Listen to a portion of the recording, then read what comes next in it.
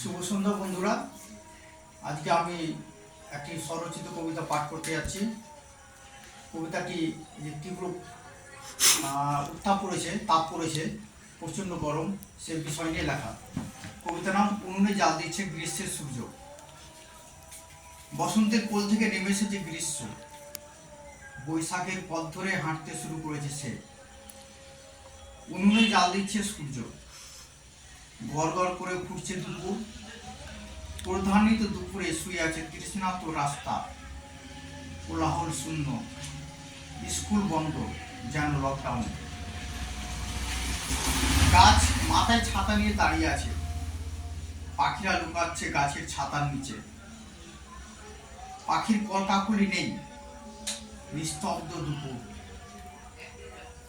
মেঘ বালিকারা ডানা মেলে পাড়ি দিয়েছে কোন অজানা দেশে। উড়ে যাচ্ছে মাটির চামড়া, পড়ছে ফুসকা, আসছে উত্তপ্ত পোড়া গন্ধ। বাতাস ছাড়ছে উষ্ণ বিষাক্ত শ্বাস, জানালাগুলো তাকিয়ে আছে আকাশের দিকে। ধন্যবাদ।